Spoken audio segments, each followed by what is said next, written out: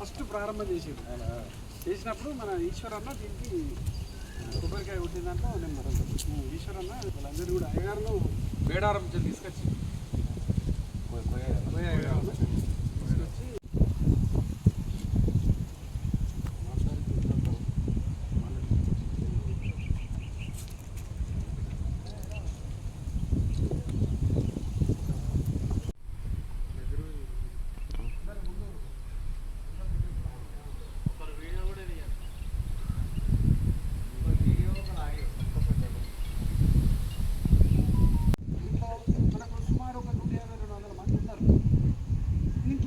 కొంతమంది వాళ్ళు పనిచేసుకుంటూ మన సోషల్ మీడియాలో ప్రచారం ఒకరేమో మన ఫుల్ టైంగా మనతోనే ఉంది, కొంతమంది ఏమో ఇట్లా రకరకాలుగా ఉన్నారు. వీళ్ళందరినీ మనము ఒక స్ట్రీమ్లైన్ చేసుకొని ఒక అదంతా చేసుకోవడానికి కొంత సమయం ఈ సమయం పర్ఫెక్ట్ ప్లాన్ తీసుకున్నాం. ఈ ప్రకారము ఒక ఈ గోదావరికి ఈ రామగుండానికి మనం ఏం చేయాలి, ఏం చేద్దామనేది కూడా మనం చేసుకుంటాం. ప్రత్యేకంగా ఈరోజు ఇక్కడనే గోదావరి ఒడ్డున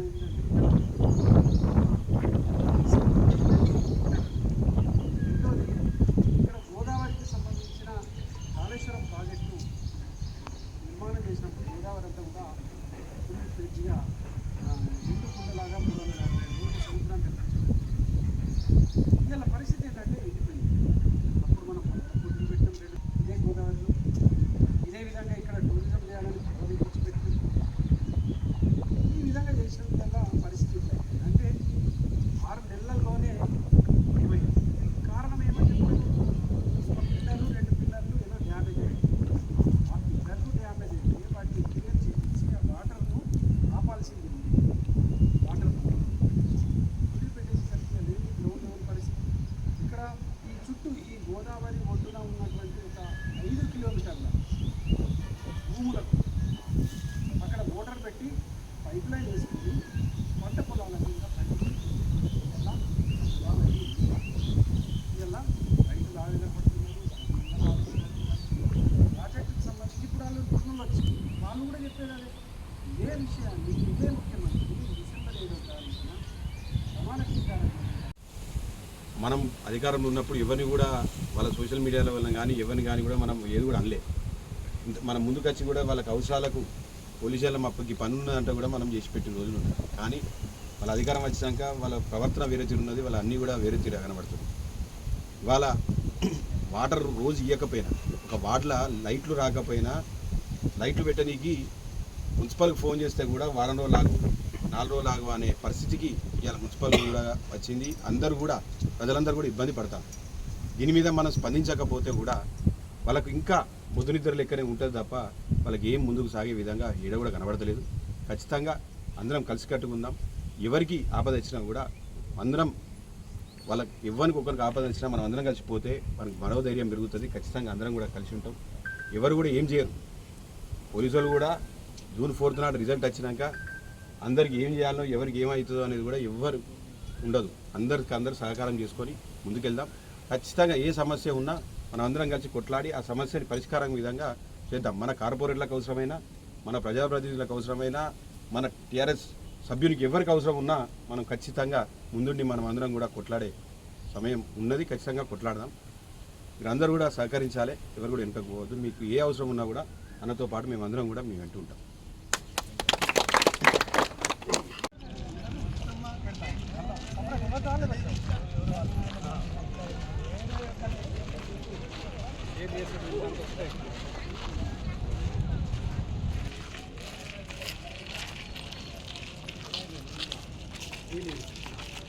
సృష్టికర్తము నేను పెట్టాలని ఆలోచన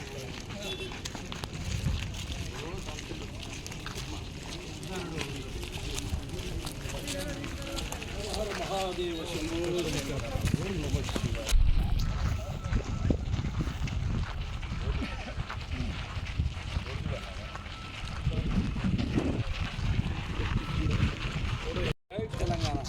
జై కేసీఆర్. జై కేసీఆర్. ఈరోజు రామగుండం నియోజకవర్గం గోదావరి నది ఒడ్డున ప్రత్యక్షంగా నేను ఇక్కడికి రావడం జరిగింది. తెలంగాణ ఉద్యమ మహానాయకుడు గౌరవనీయులు కేసీఆర్ గారి నాయకత్వంలో ఆనాడు తెలంగాణ ఉద్యమ సమయంలో ఎండిపోయినటువంటి గోదావరి ఉండేది. శివరాత్రి నాడు స్నానాలు చేద్దామంటే కూడా నీళ్లు ఉండేటువంటి పరిస్థితి ఒకనాడు ఉండేది కాదు.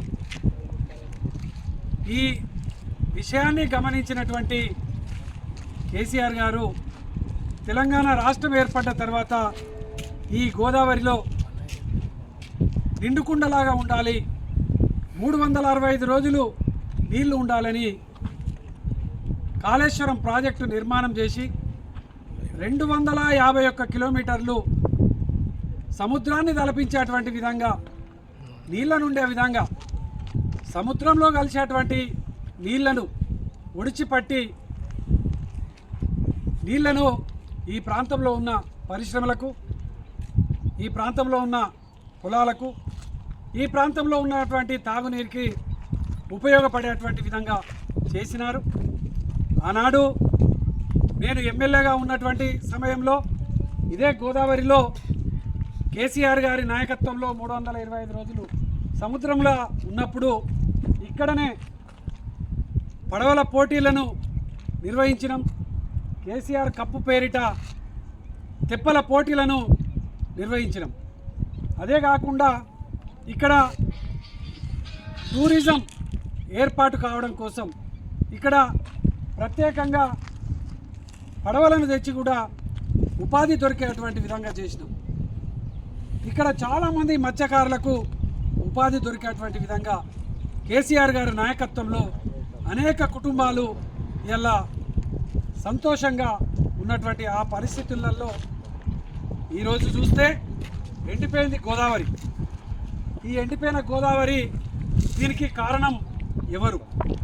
6 నెలల్లోనే గోదావరి ఎండిపోయేటువంటి విధంగా ఈ ప్రభుత్వం, రేవంత్ రెడ్డి ముఖ్యమంత్రి తీసుకున్నటువంటి ఒక దుర్మార్గమైనటువంటి ఆలోచన విధానాలే ఇలా ఆ ప్రాజెక్టును కేసీఆర్ గారు కట్టినటువంటి ఆ ప్రాజెక్టును చిన్నగా చేయడం కోసం ఎక్కడో ఒక 80 పిల్లర్లలో ఒక 3 పిల్లర్లు చిన్నగా డ్యామేజ్ అయితే ఆ 3 పిల్లర్లను కాపర్ పిల్లర్లుగా చేయడానికి అవకాశం ఉన్నా కూడా చేయకపోగా సముద్రంలో నీళ్ళని కూడా కలిసేటువంటి విధంగా ఒక దుర్మార్గమైనటువంటి పరిపాలన చేసిండు రేవంత్ రెడ్డి.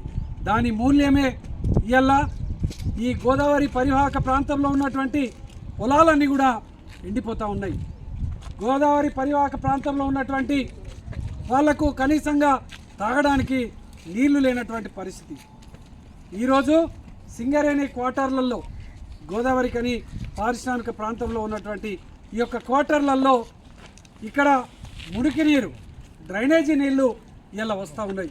ఇక్కడ మనము చూసినట్టయితే ఇక్కడ ప్రోక్లైన్ మిషన్ పెట్టి ఆ డ్రైనేజీ వాటర్ కూడా అడ్డుకట్టు వేసి ఇలా నీళ్లను ఆపుతున్నటువంటి పరిస్థితిని కూడా మనం కళ్ళారా చూస్తూ ఉన్నాం. అంటే ఎంత దుర్మార్గమైనటువంటి, ఎంత అవివేకమైనటువంటి పాలన ఈ యొక్క తెలంగాణ రాష్ట్రంలో జరుగుతుందో, పాలన సాగుతుందో ఇలా మనకు అర్థమవుతుంది. అందుకోసమే ఇలా ప్రజలు తెలుసుకోవాల్సినటువంటి అవసరం ఉన్నది, ప్రజలకు తెలపాల్సినటువంటి అవసరం మా మీద ఉన్నది, మా బాధ్యత ఉన్నది. కాబట్టే ఈరోజు గోదావరి దగ్గరికి ప్రత్యేకంగా వచ్చి ఈ విషయాన్ని సోషల్ మీడియా ద్వారా తెలియజేస్తూ ఉన్నాం. ఇప్పటికైనా ప్రజాప్రతినిధులు కళ్ళు తెరవాలి, ఇక్కడ ఉన్నటువంటి ఎమ్మెల్యే కన్ను తెరవాలి, ఇక్కడ ఉన్నటువంటి ప్రజలకు నీరందించేటువంటి సింగరేణి క్వార్టర్లకు మంచిగా స్వచ్ఛమైనటువంటి తాగునీరు అందించేటువంటి విధంగా కృషి చేయాలి.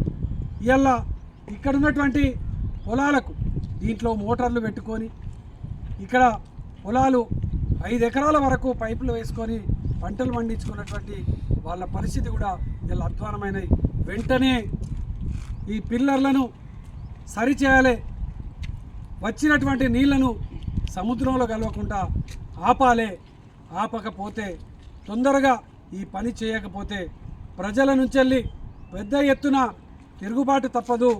ఈ యొక్క కాళేశ్వరం ప్రాజెక్టు గొప్పతనాన్ని పలచల చేయాలనేటువంటి మీ కుట్రకు కేసీఆర్ గారు ఎంత గొప్పగా పనిచేసినరో ప్రజలందరికీ తెలుసు.